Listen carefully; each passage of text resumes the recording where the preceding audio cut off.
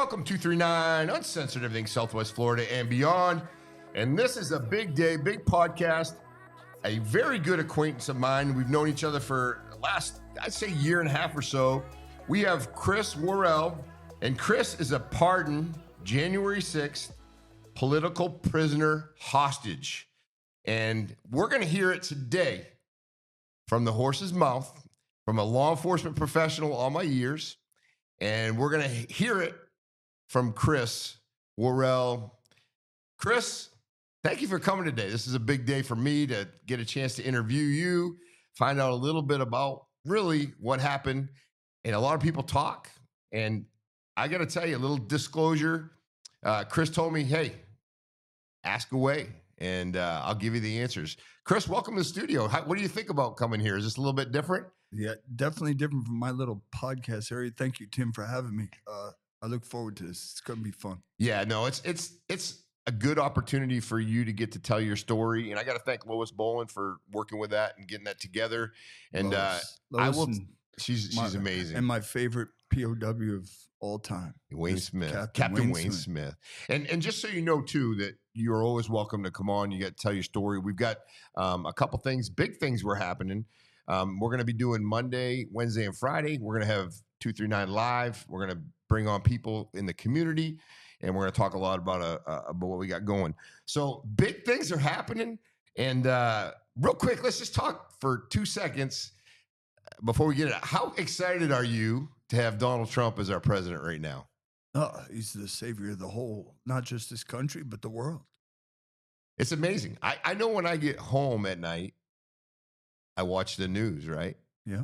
He does more in one day than I could ever imagine. And definitely what we've been dealing with for the past 4 years. Look, it's earth-shattering records. See, the man is the GOAT, and he breaks his own records regularly. Amazing. Okay, let's go back, and we're gonna really talk about all the different things that people really want to hear. Sure. And they want to, like I said, they want to hear it from you. Let's have a little background. How did you end up 2021, January 6th? How did you end up in Washington, D.C.? What propelled you to be there? Why were you there? And tell us a little bit of background on that. And again, we pushed through it, but we want to know what happened. Well, I'd have to rewind you back to, I don't know, 2019 and 2020. No, I'm not that old. And go back to when Antifa and others decided to show up here in Naples and push their garbage and have our streets closed off and have a little parade down to Fifth Avenue. And they attacked a friend of mine, Jason Beal, down on Marco Island, right in front of the police chief and others. I mean, that's where, look, they brought it to my community then. I wasn't really active in anything before that. So that kind of accelerated it. Then things, as you know, went from 19 to 20. I mean, Jesus, went supersonic with the insanity in our politics and just our community here, as well as the nation. So that's kind of what got me in. And then I found the Proud Boys and became a Proud Boy for a while. And what are, for those of you who don't know, what are the Proud Boys? Who are they? The best, all races of men, religions. There's no racism in the Proud Boys unless you call being retarded men a race. But they're just a bunch of patriots that, go back to the old school. I know when I was a kid in the 80s and my dad was in his 30s and 40s, what did the men do? They went down to the local Moose Club, whatever, Elks Lodge, same thing. Got together. You talked about what was happening in your communities. You put together, what are we going to do to fix this amongst the men? And then you put it together. But those ways have kind of been swept away. But that still exists. There's still men's groups, and there's always going to be. And I think you're going to see a comeback of that, too. Now, did the Proud Boys, did you guys all kind of come together and say, listen, we are going to do something about this. We are going to take our voice. We're going to take our people and plan to go to D.C. on this date? Or how did that build up? Tell us a little bit about that. Well, I think what got the Proud Boys to D.C. was when we watched innocent women, elderly men and women, young men and women assaulted, left for dead in alleys in D.C. In November, especially of 20. And then you had the huge rally in December, the weekend of December 12th. It wasn't a weekend, it was actually a weekday. And you brought thousands and thousands, tens of thousands of people to the city that day. Did you go to that? Proud Boys, yes, I Proud was there Boys, for yeah. that. And how Antifa was very methodically protected by the Capitol Police, the Metro DC Police, the Park Police, and anybody else with a badge in that district. So basically what you're saying, as it built up to J6, there were events in D.C. that you were a part of. You saw the division. You saw the protection of Antifa, and they treated you felt that they treated the Proud Boys and that basically patriot type group differently. Anybody else, if you weren't Antifa and all in black, you were treated, and the cops faced you and kept their backs to Antifa in the streets and anywhere else they could. Portland, Seattle, they're another great examples. Oh yeah, I mean, remember it's a very well. nationwide situation for that really exploded when Donald Trump became president in 2016. And let's not forget how they busted through the gates of the White House property, and nobody ended up shot and killed that day. But that was Antifa.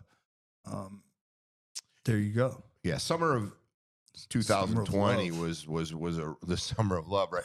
And a little background about myself: I'm law enforcement, 31 years, retired as a chief operations here locally at the sheriff's office. So I remember that. I remember the trip downtown, running through the streets here locally in Collier County. Lee County had it.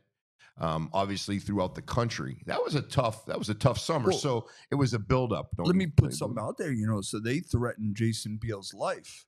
Obviously, that's just their tactics. That's their whole MO. And I reached out, didn't know who Jason Beal was. And then when they were having the event at the government center here on the corner of Airport and 41, I showed up. I told the wife, I said, I have to go find Jason Beal. And I went up and I found him because I saw his picture. I knew who he was at that point. And I said, listen, you're not doing this by yourself anymore. Your life has been threatened. I will walk with you. And I was the only one that stood the line at 48-ish years old. Not the best of shape at that age, especially with my cancer history back behind. But I was the only one that stood the line and really walked the line with Jason, was not going to allow him to get assaulted, which I've seen go on in this country everywhere else. And why did our governor and why did our local sheriff allow this to go down is my question. Yeah, being from the law enforcement perspective, I know we were doing our best to try to make sure that people could speak as we do, but not get to a point where people were getting threatened. And I remember the incident with Jason, but so. Well, let me add one thing to that, because something occurred in October down on Marco Island when I forget they brought who in that some people guy down there, right? Well, that's where I met Proud Boys that day, and that roaming pastor with his bus was preaching about abortion and that. But yet, when I got there that morning, immediately noticed and even went across the street to the church parking lot and talked to the officer over there that ended up being a Collier County officer. And I said, why are you taking pictures and surveilling these guys? I'm not even a Proud Boy yet, but I know I'm hanging around with them that day. I said, your surveillance is on the wrong group. You're surveilling patriots, a lot of them veterans, and you're taking pictures of, and I got yelled at by the officer. Well, you just blew my spot up. I said, so I didn't blow up nothing. We're watching you from 50 to 75 yards away with a camera sticking out your window, and you're in a police unmarked vehicle. what do this isn't unmarked. Right. Usually you can tell, right? So, yeah. You're all tinted out and darked out, and then and I'm watching you, and I'm letting you know I'm watching you from that distance away because I don't know who you are at that point. Right. Usually, again, not to back that law enforcement look, but usually what happens is they get assigned to go down and look at the event, and anybody who is there usually, they try to determine whether or not we're going to have an incident. Let's fast forward. Okay. You all got together. At what point did you get together and say, "Listen, we're gonna get on a bus. We're gonna drive"? How did you get to D.C. on the during that time for the Jan 6? December and January. I drove myself both drove times. Up, yeah. And you took your group, and then did you guys plan on going to the Capitol that day on the 6th? Or I don't know. How did that kind of build up? Because I remember the president. I remember his day. Called his people. Hey, let's go. I get it. It was a nationwide brand. Look, and they want to preach that. The numbers are very much 2.2 million plus that were in the city that day, and the lefties they want to disclose. There was only 200,000 to 300,000. Maybe that made it inside. I don't know, but I know there was a sea of people, and there's plenty of pictures to show this. But if 2.2 million people showed up in the city that day, that's the biggest gathering politically that I believe ever occurred in this nation. And that has something to be said. So 2.2 million, imagine how many couldn't come that wanted to show up. But we're all wrong about a stolen election in 2020. And that's what I got. Most of the people went for January 6th. Right. I mean, look, Trump called us, come preach. The Congress needs to hear your voice. That was the message. There was no plan. What were we going to do that day? I don't know. Go through the day, figure it out as we went on the fly, and then have beer and hang out probably at Harry's. That was the plan. Anything in between that was spur of the moment, occurred as it went. Here we are. Right, exactly. So at what point, so you guys were at the Capitol, at what point did you start feeling things were possibly going to go the wrong way? And again, how did law enforcement treat you? I mean, obviously we saw videos, and I will tell you that I did see Capitol Police open areas for doors, the gates, riders, you gates. name it. And that's a kind of a confusing message, I would say, because I think probably a lot were trying to figure out what we do, how do we do it, and tell me when you really felt like, okay, this is gonna get pretty ugly here. Well, we had a feeling it was going to get ugly, but not from the way it turned. This was a government and I'll say it, from the Pentagon down to Congress, down to the local District of Columbia. This was a government operation against we the people of the United States. I won't bend from that. Put it on paper and show me why I'm wrong, because I got a ton of evidence to prove I'm right.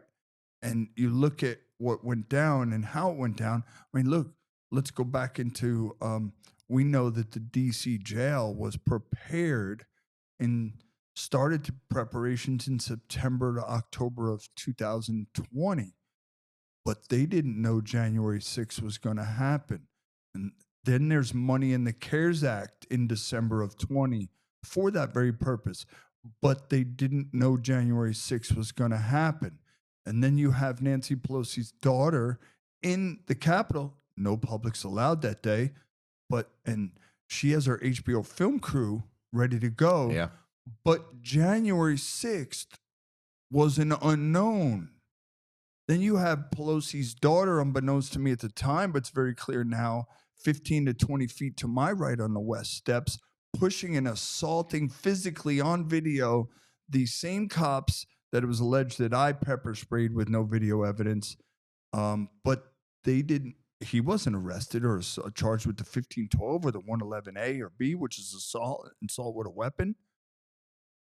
So you have all these events that took place. We know the feds were at least helpful in erecting the gallows on the Capitol grounds. We know that two or three, I can't remember, busloads of Antifa were escorted in by Virginia State Police that morning, front and back escorted and unloaded. We know that they changed clothes in bushes, but Antifa wasn't there that day.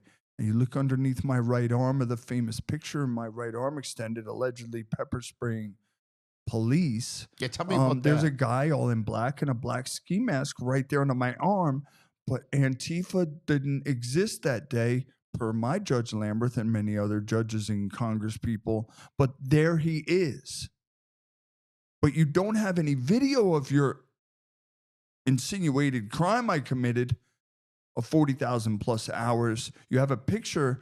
And isn't it also interesting that 7 hours, 26 minutes, and 32 seconds of my body camera footage that you can see clearly mounted on the center of my chest, because we all wear cameras to go commit crimes that we pre-plan. And then that footage doesn't exist anymore. I wonder who I have on video throughout that continuous footage that may have been the 200 plus conservatively per our congressman, I believe it's Mr. Higgins, said, we know 200 plus feds, Capitol Police, Metro Police, and confidential human sources were involved that day. Video footage. Yeah. You were geared up. You sure, guys I were wore a geared up. stab vest that day. You guys I wore were a geared stab up. vest and I had a 4-ounce can of pepper gel, and that's because people nearly died in December in that city from being stabbed. Definitely, we all know when we go to D.C. we got to be on the lookout. And then they right? want to say, "Look, he was prepared for war. That's his weapon of war." But I don't know anything on there that was offensive. It was all defensive. Video. We talked about video. Yeah. Where's the video? Where's what video? The 72632. Yeah. Let's call the FBI live on the show and ask them where it's at, because they say it doesn't exist. Did they take it from you? They took my day? laptop. They took my phone, which I have a bunch of phone video in my discovery from that day. But my body camera and the footage, when they took it that day, I was headed out of town on a canoe camp trip. I was actually almost 4 hours north that morning when my wife called me. My camera was in there with a formatted disc for the canoe camp trip. Right. And then I had my other disc in there, my other little from January 6th, because I refused to leave it. Well, at least one copy stayed with me because I knew it was going to be something. And I had never had time to review the footage. There was a tremendous amount that was going on as soon as we got home. I got to review a few minutes of it. And that's how I know there's 72632 on it, because it was put on my laptop, but yet the FBI told my attorney it doesn't exist. There's nothing on the memory card. When was it taken from you, though? March 12th of 21, when they did the search warrant. The militaristic SWAT team flashbang. What My agencies? wife held her at gunpoint for hours. What agency? FBI. The leader was Alex Grandy, 20-something year veteran, Collier County Sheriff's Office, JTTF agent. They came to my house and served it, but I believe the marshals were there too. I don't believe there was no other jurisdictional officer, because he covers the loophole when he's JTTF. Mm-hmm. But here's something else that's interesting that I find that needs to be made a point of. You interviewed me at my house on January 16th. You showed up unannounced. I talked to you on my Ring camera in my driveway on purpose. You embellished that I was enraged and all that in that interview, but I have the video proof to show I was not enraged, as they had tried to embellish it. And then you got a search and arrest warrant on a domestic terrorist on March 10th of 21. I'll think of the judge's name in a minute. But you waited until March 12th to serve a search warrant on a domestic terrorist, danger to my community. Now, on the 11th is when I left my house with full truck of camping gear with a buddy. But you don't even have surveillance on your domestic terrorist. Isn't that interesting? And then when I do come home on the 12th, I'll fast forward through all that of constant phone contact for 3.5-ish hours. Alex Grandy asked me, open up your gun safe, please, so we don't have to break it open, but we're not here for your guns. Now, let me enunciate something here. You just served a federal search and arrest warrant on a domestic terrorist, and you left all of his weapons, ammo, you name it, in the house. Now, please, you have 30 years, I believe you just said, ish. 31, yeah. Have you ever served a search warrant on anyone of that, with that kind of label, even though it's not on the warrant? You don't leave those weapons behind. You let a judge make a decision on that stuff at that time. Well, when the warrant's issued, you have a scope. Sure. Scope of search and what they're looking for. So depending on what that warrant said, like I said, I wouldn't know. I'm a domestic terrorist. Yeah. You're not leaving weapons behind at that house. Yeah, that's definitely something to think about. But again, what they were allowed to take and what they did take, and they didn't even take pictures of it to my knowledge, because it's not my discovery. Yeah. But you're in I got 10,000 plus rounds in a closet. And by the way, they're looking for the stab vest I wore on January 6th, which just happened to be less than 3 feet from the gun safe in an ammo can, all by itself, sitting on top in the closet, but they couldn't find it. Did they get the camera? They got my camera because it was in all my it was in my campus stuff in the truck. Yeah. And the only evidence they took from my house was my laptop. I was in the house. And clothing I allegedly wore that day, and other Proud Boy stuff. Okay. That's their evidence against a domestic terrorist that allegedly tried to take over the government without a weapon. Yeah. There's your narrative. Let's go back to the Capitol, because I think people really want to know, how far did you get? I made it up on the West Steps where all the craziness happened. I never had an intention of going inside. The prosecution even stated that in my trial. We knew Mr. Worrell never intended to go inside. And I was there during the beginning. Look, I was one of the first 150 people on the West Steps that morning. And it was... You guys were all mingling, talking, figuring out what the play was going to be. We weren't just talking. Weren't even figuring that out. We were singing national anthem. There were prayers happening. All this, stop the steal chants, that kind of thing. There was not one time that I walked past any barrier, police officer, anything that told me I shouldn't be allowed in. Right. And in fact, the prosecution made a thing, and they showed a picture at my trial of these bike rack type concert venue things off to the side in the grass, not even touching the concrete of this walkway that I walked past. And the prosecution made the bold statement and said, well, he saw them laying right there. He should have known not to walk up the sidewalk. That's not how it works, ladies and gentlemen. If I got a man with a badge in front of me and he says, hey, don't come over here for now, please, no problem. But there was none of that. That was not. That is the biggest lie in this whole thing. Started that day. There was nobody telling nobody not to go anywhere. And we saw doors opened. We saw gates moved. We saw officers wave hands in. Come on in. We saw the escort of Jacob Chansley, the QAnon shaman, walk through the building. Tucker Carlson played it.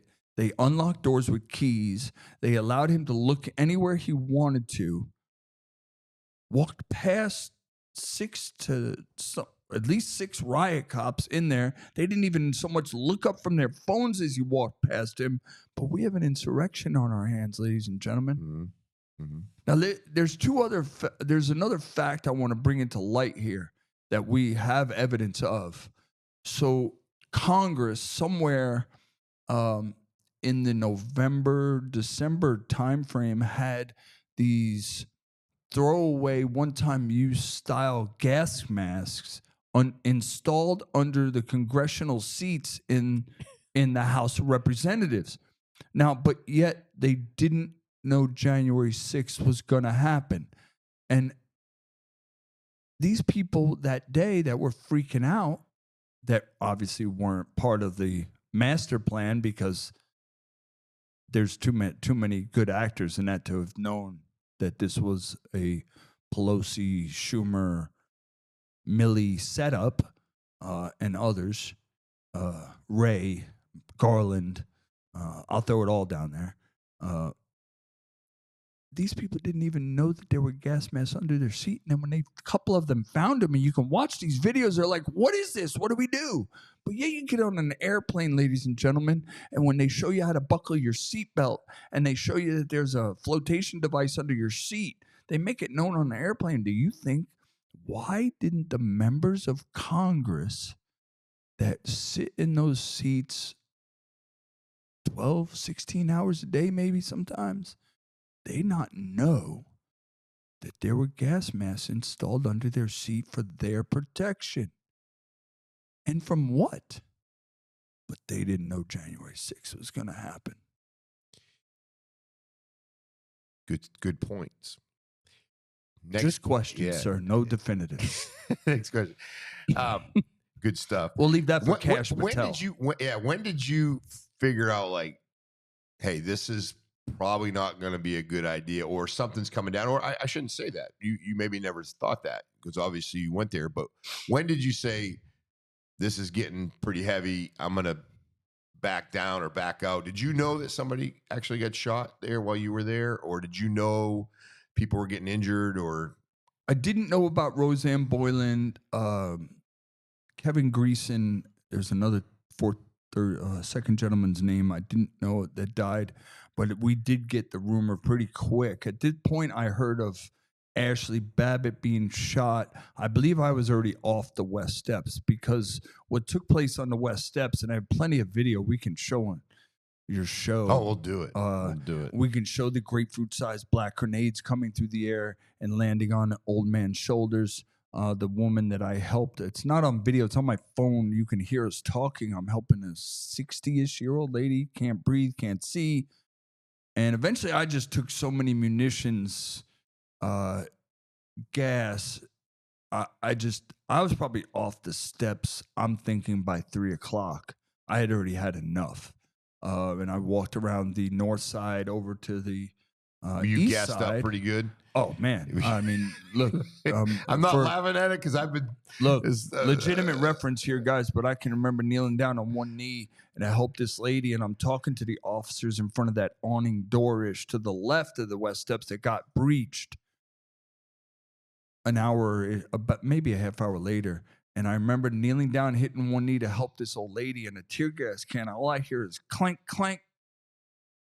And I knew what it was. You were blasted. I turned and looked, and 3 feet to my right, off my 2:00, this can had hit the ground, and I watched it pop, and it was aimed straight at me. And for those that don't understand this reference, I get it. You can ask your friends; somebody will know.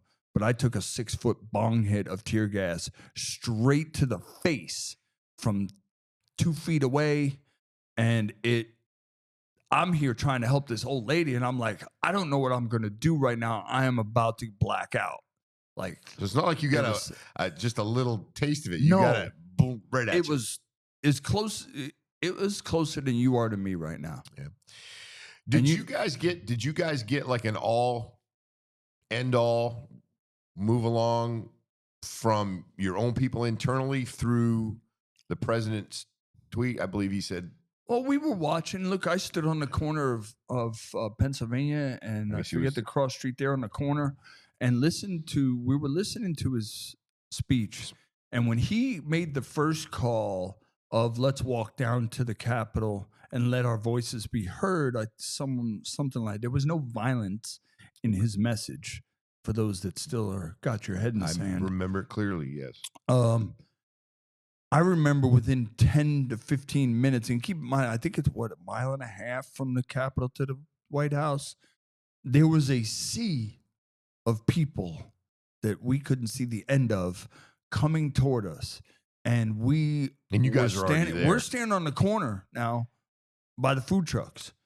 And we're going, look, if we're going to get a spot, and we didn't know what spot that meant. We knew the West Step. We knew the inauguration that was the spot, at least our spot. We went up and got there, and it was a mass of people. There was no way you weren't going to turn around and go the other way at one point. It was impossible. You were going to keep moving forward, or you were going to get run over at that point. Pretty much, yeah. Once you got up into that walkway of going towards the West Steps, there was no turning around. Tell us a little bit about when you guys all broke, and then I'm sure you guys started talking to each other, calling each other, and then when you found out that you truly, and probably to your surprise a little bit in a way, that you were being looked at heavily, investigations, because if I remember very clearly that over the summer of love, the 2020, is a lot more going on, and people did a lot less to law enforcement. On January 6th, did a lot less. Well, yeah. Over that summer, there was people that did a lot more. Yes. And January 6th police cars, burned police stations. Yeah, it's not good. But when did you start finding out or determining that, hey, they're coming for us? That night, we kind of knew. I did. I mean, I was like, okay, this is now in operation, because isn't it interesting? I don't know, 3:30, 4 o'clock range. Nobody's phone's working. I had two-way radio with a few of my buddies, and they didn't even work from 20 feet away from each other. No reception. Yeah. In or out. Even by two-way radio and trunked two-way radio. And then there's an emergency alert that goes around, and it was like tens of thousands of phones are going off around me. Oh, there's now a curfew. I think it was 6:30 p.m., 6:30. And then the cops showed up at the hotel. And your hotel? All the hotels, from what I've heard. And like not just one cop, but 2, 3. We were at the Grand Hyatt. You're not even allowed outside in that under roof mezzanine where cars pull in. For those that smoke cigarettes and that, we were not allowed out the front door of that building. No more. Not happening. They said, we will put you in handcuffs if you go outside that. They told us.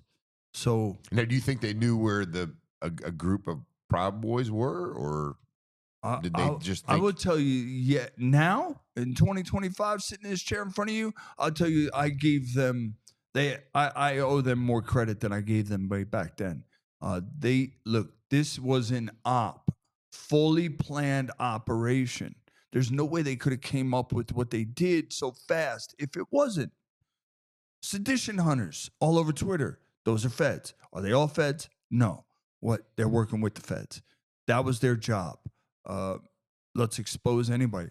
Why didn't we, the people, wear masks that day? Because we didn't have to hide from anything. You see, like Antifa wears a mask. Why? Because they're up to no good the minute they walk out the door. We're not up to no good. We, the people, don't show up in XYZ city, USA, create to chaos. Protest, to beat, rob, burn, maim, or kill anybody. Never. Not happening. We showed up at police stations up here in mid-Florida where Antifa showed up to protest. At city police stations where city police were quitting because they had a liberal government running their show up there. You can't even shoot or arrest a guy that has a weapon and threatening people. Because why? They're Antifa. That political motive was factual, 100% true, and I'm a product of it. Let's fast forward a little bit. Now, they've come to your house. They've gathered what they believe is evidence under a warrant. Assume there was a scope to pick up what they did. Yeah. When did you get notified, and when did you get told that you needed to appear in court for your trial? Well, I was arrested March 12th, and Judge McCoy out of Tampa is the same guy that signed my search warrant, but he also gave When me. you said you were arrested, they come pick you up on a They warrant? raided the house, SWAT on military the March raid on the March 12th. Yeah. I wasn't even home. They flashbanged my wife. They held her at gunpoint for hours. She opened the door to what she describes. I thought I had the measles. There was that many red dots on her. There was a Bearcat parked as close as they could to the house without damaging shrubs and stuff, but 15 feet outside the front door with a big, huge light on it. But you just interviewed me on January 16th. Do you not think? And look, here was their motive: put fear in the neighbors and put fear in the house that they're serving on. And they succeeded for multiple years. So you get picked up that day. How long were you held before you had to get your? I guess I'm trying to get to the point where, and I kind of know a little bit about it. I'm just trying to, for the listeners. You got held for how long on that initial before you got released, and then you got sentenced because when we talked, you were waiting to go. So March 12th, kind of give us a timeline on that. I was extradited, and I believe against the Extradition Act and Florida Statute 940.00. And you know that one. I do. I know it well. You know that well. And I believe it says something you're supposed to be brought without unnecessary delay to a jurisdictional court where you're arrested. And that never happened. So you extradited me to Fort Myers to federal court. And there's some gray area arguments about this courthouse, stuff, but it's pretty clear to me. But Judge McCoy awarded me bond that day. Then the prosecutor that represented the government. Isn't it funny how I remember this stuff from March 12th? His last name was Echt, E-C-H-T, and he argued that I was a danger to my community, but Judge McCoy wasn't having it. Now, mind you, this is the same guy that signed my search and arrest warrant on March 10th. He released me on bond. My wife was in the building in Fort Myers. I was in the office of pretrial services, had an ankle monitor already on my leg, was about to be released, but something that no lawyer has ever found another case history of this. The Chief Judge, Beryl Lane Howell, the Antichrist of the District of Columbia, she put a stay on her fellow judge's order. Again, nobody can find history of ever this happened before. And I am remanded to the U.S. Marshals, and I spent $240-ish, was transported around the country, finally made it to D.C., and was there until November 5th. I believe it is 4th or 5th of 21. And a lot happened in those 240 days, which that's a whole show in itself on how they tried to murder me, literally, in the DC jail. I want to talk about your mission, because you're on a mission to make some changes. Yes. As far as people need to answer for the malicious, inhumane, blatant, intentional, we don't care if you die treatment. You know, it's not unbelievable. It is shocking to me that law enforcement, corrections, and I consider a lot of those to be patriot type people. I mean, you probably know a little bit now, but 100%. Why do you feel in your heart that they treated you differently, and they felt that? Do you think because of the charges and what you were actually convicted of? What were the actual charges that you were convicted of? I was convicted, pardoned of now, charged and convicted and multiple twice superseded in indictments while I was home getting chemo and surgeries and that from the malicious, intentional abuse I face in D.C. But I was charged with the 1512. That's the contempt of Congress, the one that Supreme Court flipped over. I was charged with the 1752s A1 and 2, B1 and 2, which are like the glorified trespassing garbage. Beefed up federal. Yeah. There used to be misdemeanors and were made felonies for January 6th. There's a lot of discussion to be had about that. The 231 civil disorder And then, of course, the best one is the 111A and B, which is assault with a dangerous weapon with zero evidence. And that goes back to, did they say there was anything other than the pepper spray? No. Okay. A can of pepper gel that was this big. You can't even see it in my hand in the famous picture. It's that little. And the cops were 20 to, I think, 25 feet. We did some measuring with a video, and somewhere I have this video measuring. I was 25 feet away from the cops. That this can has a max range of 25 feet, but I assaulted cops. Explain the pepper spray. You had it? Sure. And explain it. It's legal. So people to carry in D.C. The only defense mechanism I felt I could have. Right. Did you have it held, or did you spray it, or did it get sprayed on somebody, or fill us in on that? Yes, I deployed it. Again, there's a guy under my right arm, Antifa. That's what I'll call him. If you zoom in on that pic, you'll see that guy is looking up as much as he can out of the right side of his eyes as he looked, because I had some very clear wording for him that is, in a second I was about to deal with him, but flashbangs and tear gas came down and he managed to escape. But his buddy's about 20 feet to my right, in front of those riot geared up cops.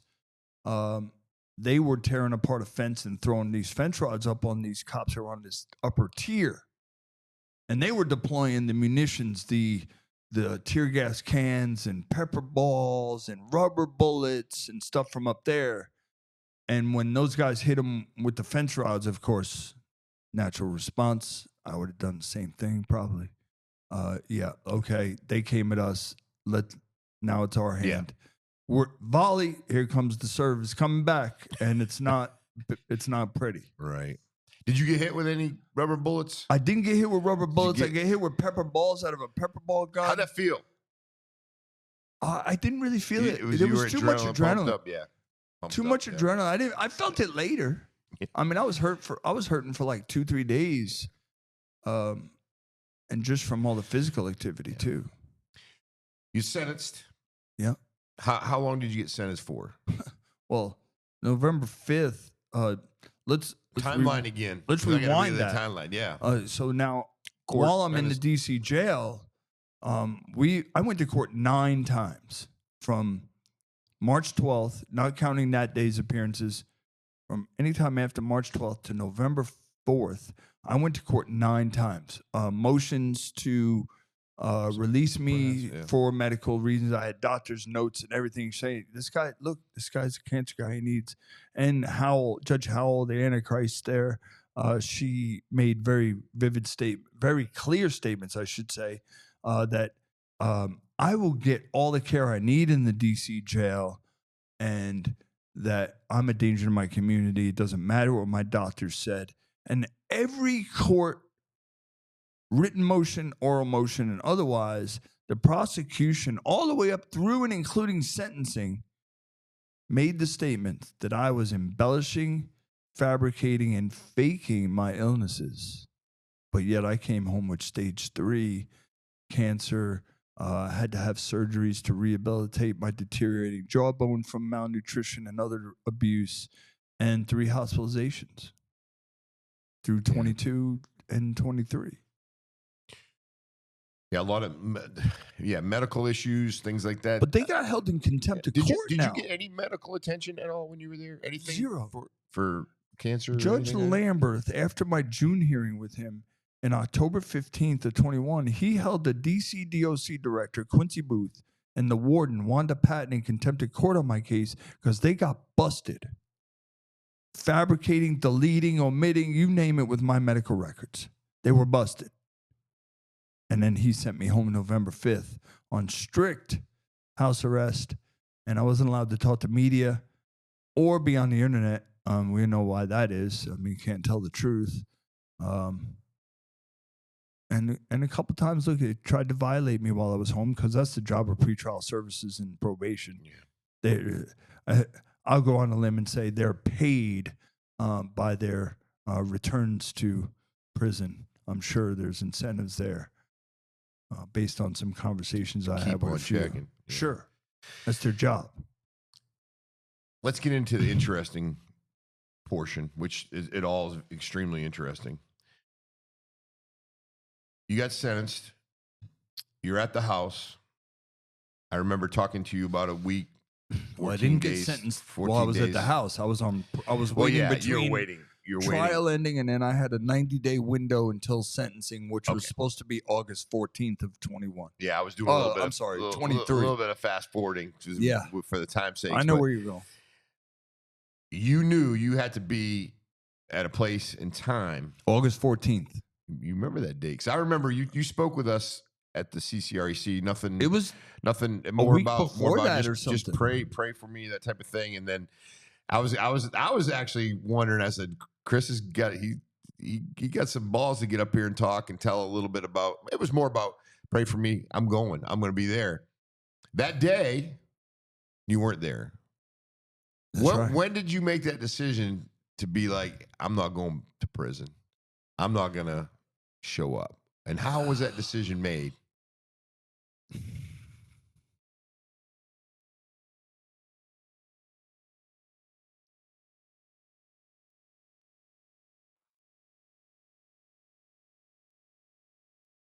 So that decision came about. Look, the PTSD and anxiety and whatever else you want to put on it from what they did to me in the D.C. jail. No man, woman, or child deserves it.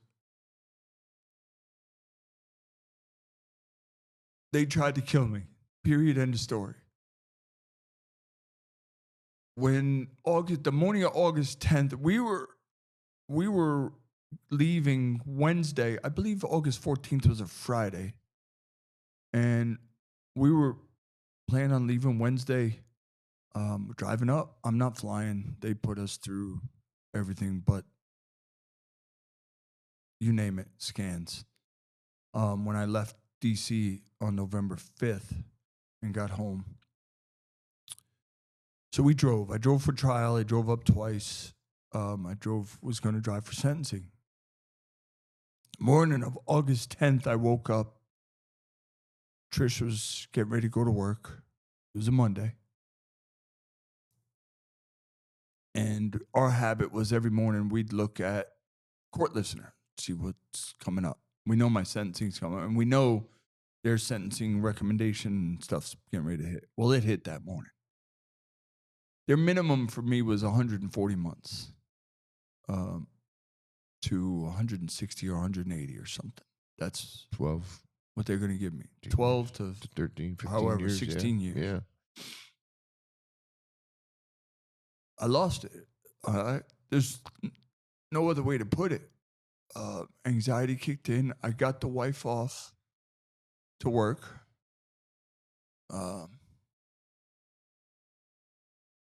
And I threw some stuff I have, plenty of outdoors gear, and I took off. And she had no idea. I went down the road and cut off my ankle monitor and threw it in a metal ammo can from the 60s and still have it at the house. It's my trophy. I'm going to get it gold-plated. I'm going to get it Donald Trump gold-plated. But I left out of fear for my life, and it's not a joke. And it turned out I wasn't far off because what the BOP did with me, if it wasn't for my great sister in Christ and warrior, Mercedes Price Harry out at Byron Donald's office. Look, they put me on diesel therapy. I went 12 stops in 7 months. 5 of those stops were to the same 2 facilities, Miami and Tallahassee. All the while I'm supposed to be at Butner, North Carolina, which ended up being a joke anyway. Who would have known? It's the Federal Medical Center. It's the golden egg of the BOP and medical. You can gold plate a turd, ladies and gentlemen. You still got a turd. And it was all going on. I mean, everything I said. There was no medical. I'd put in sick calls. I'd get yelled at for them. And these are quotes. My medical problems are my fault. I had swollen legs and feet which in my mind is a coronary issue going on. And when I tell you over the top of my socks, I mean not flush with the outside of my sock, but bulging over the top of my socks. And there's no medical. They didn't do anything for me cancer-wise, even at the FMC. They sent me to a couple doctors. I got a biopsy done by one doctor. As a doctor, intern doctor did the biopsy, but she was even getting called out by the main doctor as she was crushing the specimen. You're going to kill it. But they only did one little punch hole biopsy, not 2 or 3 like normal. There's no medical. Look, it's willful economic subpar treatment. You knew when you're going to go back. They kill people for a living. It was going to be the end. That I did. When you drove, it was a life. It was a death sentence. When you drove out of Naples, yeah, and you're driving, which direction did you go?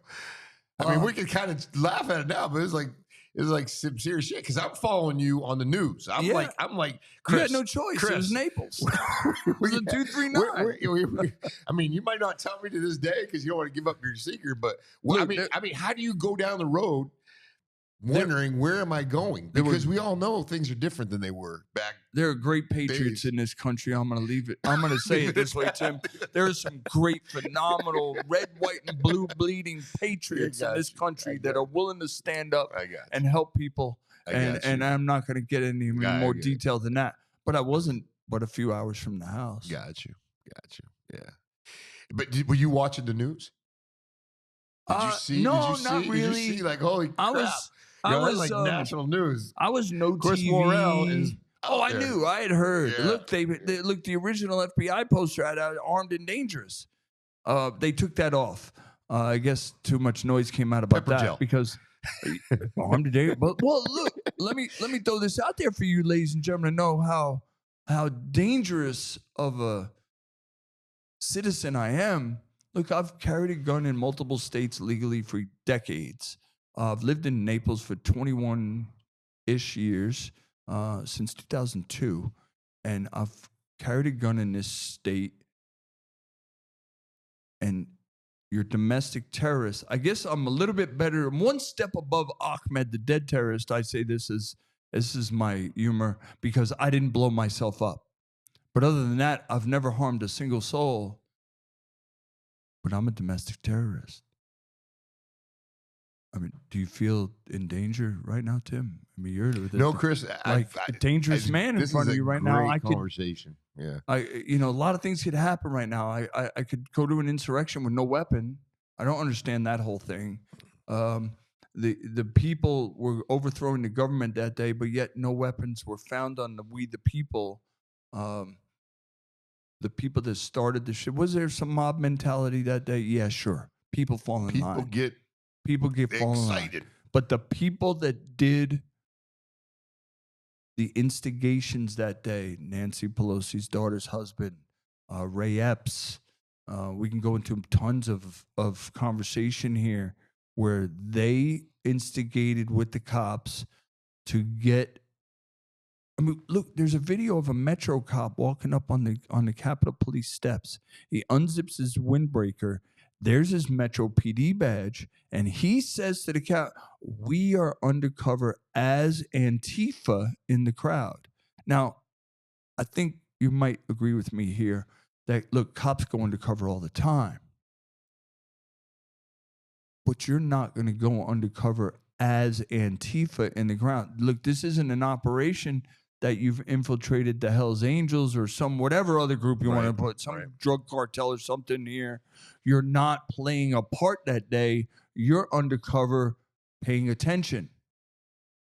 Why would you be undercover as Antifa in the crowd? And multiple of you. I wonder why. Because you're complicit. Capitol Police Chief Sund gave a very interesting testimony before Congress right after he resigned nearly immediately from January 6th because he saw the setup. You got former FBI agent that I hope he gets a great job in this new FBI, Special Agent Friend and some of his buddies right here from the state of Florida that were ridiculed, that were whistleblowers. But why were you pulled off all these sex trafficking cases to chase domestic terrorists? Domestic terrorists. Look, and there's no coincidence that Steve D'Antuono was the head FBI agent in Detroit for the BS lie of a Governor Whitmer kidnapping, and then became special agent in charge in D.C. somewhere after the election of 21, Elevated. of 20, after November 20, and now he's in charge of January 6 cases. Nothing to see here, folks. Look, there's no such thing as coincidence. You'll never convince me of that. And it's all a smoke and mirrors game by these people. They do it well, but now they've lost their spine. Not that they ever had a spine, but they've lost a spine in a different way. It's now been ripped out because the Department of Justice and the FBI and the executive branch of this government is now standing with me. I believe that until I see otherwise. Look, Donald Trump made the statement. He said the word assault the other night as he flew over the new Gulf of America. How about that? And made it very clear to that female reporter that asked him about why he's going to visit and spend time with families of those that were lost family on New Year's Eve in Louisiana, New Year's Day too. But you pardoned January 6ers for assaulting police. And he made it very clear and again said the word assault, I believe it was 8 times, that we the people were the ones assaulted. And what I don't agree with, and I've never worn a badge as a cop, I've done security jobs, I've carried a gun responsibly. But what I don't get is, how is it that you took an oath at any level? I don't care if you're an officer of the law or if you're a lawyer, a judge. You took an oath to support and defend the Constitution against all enemies, foreign and domestic. And it's like you didn't even read the words. Where's the oath? Because from what I get out of the oath is you're supposed to stand with what is right over politics. But you played a political game, and it's been exposed. And it's going to get exposed even more. And we the people are now heard. For the first time ever in history in this world, there's a leader of a country that did not leave behind his base. Every single thing that man says, he does. He's doing it. He's doing it. We got a couple minutes left, couple questions. This is an interesting one because I want to try to ask you, and I don't know if you've had a chance to talk to the president, but I haven't. If you will, if you get the chance, and when you get the chance, yes, what would you say to Donald Trump? Well, first, thank you. I don't even know.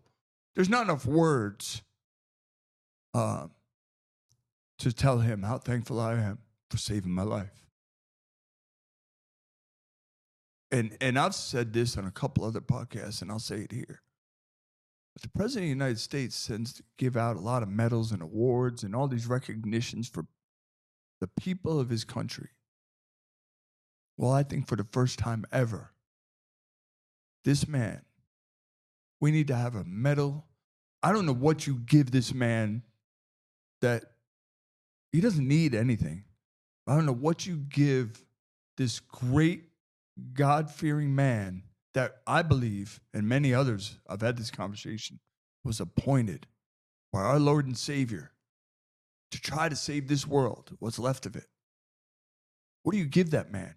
But we need an event and show honor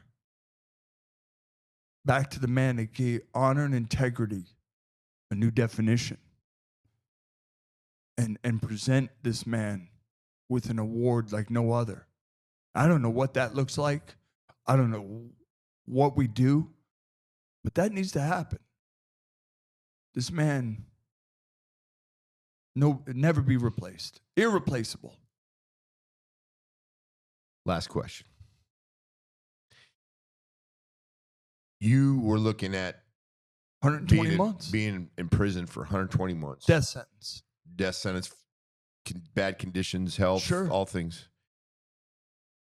When you found out you were pardoned, number one, where were you? How did it happen? And how long did it take you to get your butt out of that prison? Well, all right. And bring me back if I don't answer one of those, because there's a lot there to unpack. I know. But my wife has been very, very much involved in this. Okay. And she's been around Donald Trump at Mar-a-Lago and Bedminster. So I have a little bit of a backdoor into some knowledge here. Now, I was at the FMC for 1 week short of 6 months before they kicked me out and sent me down the road to their Butner Low. FMC. Yeah, the Federal Medical Center, Right, which yeah. is a joke. There's nothing medical about it. After I filed enough grievances and raised enough points in Congress, they threw me down the road to the Low. And I was in there with 3 other gentlemen from January 6th. And for just for descriptive purposes here, because anybody that paid for anything in January 6th, we're all together in this. Brothers and sisters, like this is a new brotherhood. A bond for sure. Yes. Well, these guys were only in for a few months and only had, like, one of the guys I was with, he was out, whether the pardon happened or not, he was out February 13th or something was the end of his sentence. He got 4 months. And I'm telling these guys with 100% conviction in my soul, I knew Donald Trump would win the election. My question I proposed out there was, what are they prepared to do? Because they know they've lost. And desperation breeds, you never know what you're going to see out of desperate minds and bodies. And there's a lot of them in this. And they're all running in fear because they know when this man comes back in, they're in trouble. So I told everybody for months before, you got all demographics in prison as well. We had a bunch of Trump people in there. But we had our little opposition group. And it was the same as in the street. It's funny because the percentage level is about the same. Depends on what county you're Trump from. and all this in the prison from some of these guys. And yeah, whatever. And I said, landslide's coming. Landslide happened. Now the narrative is, so my comeback on anybody, and of course it was around inmates, but I told them they were anti-Trump. I said, well, make sure you stand on your line of honor and integrity there. I said, and make sure you don't take those first step back points and go home early on that, because that's Donald Trump. You don't like the man, don't take it. And of course, they got nothing to say at that point. One guy even said to me, Obama did that, and I laughed in his face. I said, you really don't understand anything. And it's willful intent. You're just blind in one eye and can't see out the other. But then when it came down to it, now it's down the low, and as things are heating up, coming up to January 20th, my best guess was I knew in my heart and soul, at the minimum, we were all getting our sentences commuted. Let's get them all home. We know what's going on. Look, the Trump administration at all levels, people knew what was happening to us in there. I was sending out emails regularly to my Congress, my attorneys, everybody, of what was happening in abuse. And you had access to that? I did. I had emails. Okay. But they had to be read in and out by SIS, Special Investigative Services, because I'm a domestic terrorist. I don't know what you can do terrorist-wise from a computer, send a message, but that was their rule. Great. Fast forward, January 20th. I'm already telling the guys. I said, listen, we're out of here tonight. We're out of here tonight. I'm telling you, that's what I'm getting intel from my side of the coin, not just from my wife, but others. Nah, it's no way. And then other inmates, look, you guys just don't understand. The government doesn't move that fast. These things don't happen. I said, apparently you guys don't understand who Donald J. Trump is. Because when I tell you I am leaving here tonight, I will not be here Tuesday morning for breakfast. I mean it. And neither will the other guys on this compound. Yeah, whatever. Well, they all woke up and I wasn't there. Left finally took them till, interesting enough, my wife went to the jail around 9 or 9:30 p.m. On the 20th. On the 20th. And she showed up because she's already in North Carolina. And the mass, remind me, let's come back, and I need to give thanks to a lot of people and I'll tell you about that. Yeah, we're going to come back because I want to, keep it tight. My wife's there. She goes into the jail, and they tell her, well, there's no way they're not leaving until the morning because we don't have the staff. Well, you only got a limited amount of phone calls you can use, and the phones are dead at 11:30 at night. So I'd already, maybe I'll be here in the morning, get out at 9 o'clock in the morning. Okay, I'll concede. But I knew, based on my wife's response, that, look, phone calls are happening, that all the way up to Donald Trump himself, I believe it. He was kept in the loop on what was happening because, look, he said, and Donald Trump's a troll master, 4D chess player. Deep. We'll throw all deep. And he gave him a message when he was signing it in the Oval Office at roughly 8:30 p.m. And he said, I hope they're all out of there tonight, something along those lines. And I mentioned it multiple times, and I already knew, like, I'm calling the wife once every half hour, 2 minutes. What's the intel? Nothing. Listen, we've called everybody. The marshals are on notice, everybody. Okay. Fast forward, we have count time, 9 o'clock at night. You're in your building. So 10:30, we get called to the lieutenant's office, all four of us. Look, we're processing you guys out. We've called in unit team, which is the magic team that does nothing for the inmates, but to process you guys out of here. We'll have you out before the 3 a.m. count. Great. I'm good. 3 comes, count happens. Nothing. The officers that come through do the count. They know what I'm waiting on. Just chill. They're working. They're working. Okay. 3:50 a.m. I walk out to the four of us walk out. Of course, I give my wife the biggest hug ever. And here we are. 10 minutes to 4 on the 21st, and I'm a free man. Wow.